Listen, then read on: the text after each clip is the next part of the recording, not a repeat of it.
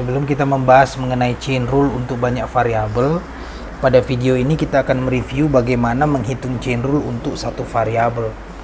Jadi misalnya kita punya W, ini adalah fungsi dari X. Artinya W ini bisa diturunkan terhadap X. Di mana X ini sendiri ini merupakan fungsi dari T. Jadi dia bisa diturunkan terhadap T. Ya. Jadi di sini kita punya yang namanya variabel independen, ya. Variabel independen. Jadi ini maksudnya adalah variabel yang nggak bergantung pada variabel manapun. Di sini variabel independen yang kita punya adalah T. Karena T di sini dia nggak bergantung pada mana-mana.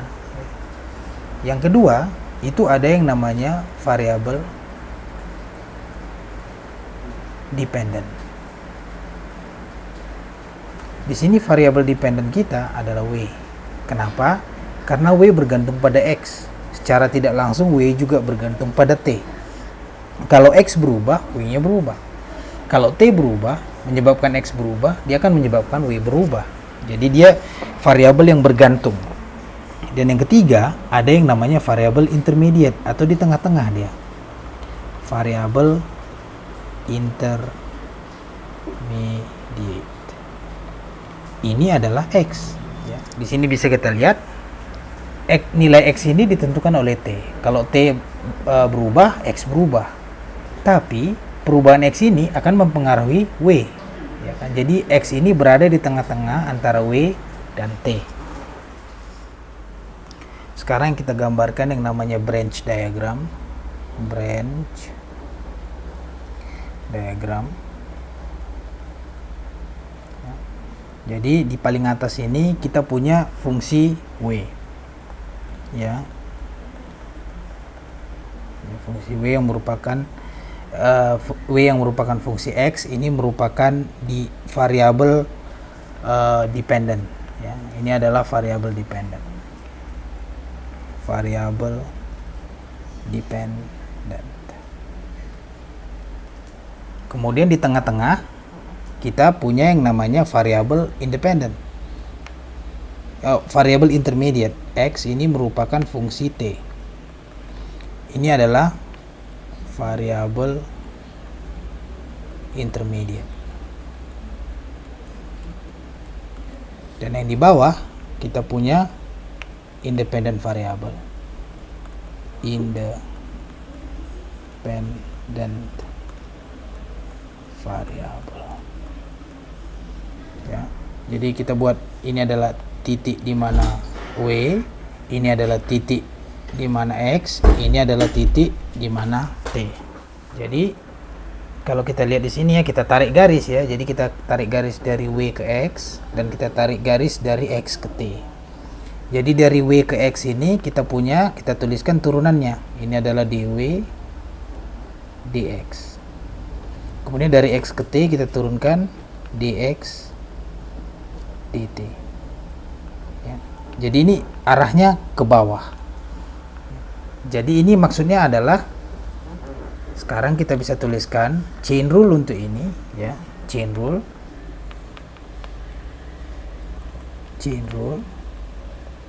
ini adalah turunan dari W terhadap T, berarti dW dt ini adalah ini dikali ini, dW dx dikali dx dt.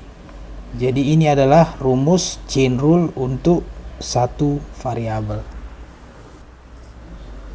Jadi untuk lebih mengerti ya, kita kasih contoh.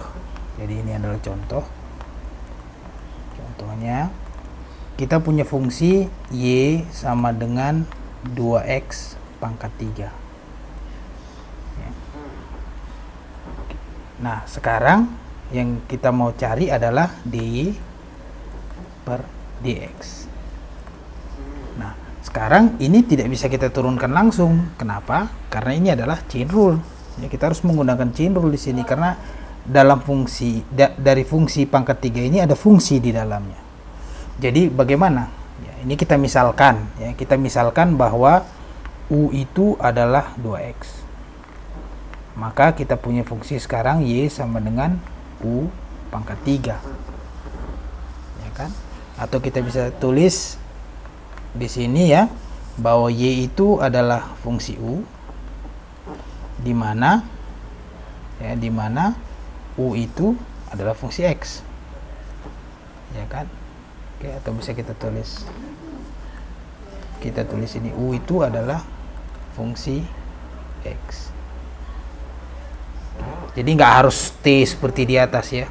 Ini sekarang malah fungsinya adalah X. Oke. Jadi kita bisa juga gambarkan branch diagramnya ya. Jadi branch diagramnya yang paling atas itu adalah dependent variable, yaitu Y. Ini adalah Y di sini ya. Ini adalah titik di mana Y.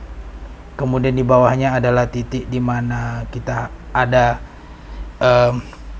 U, intermediate variable.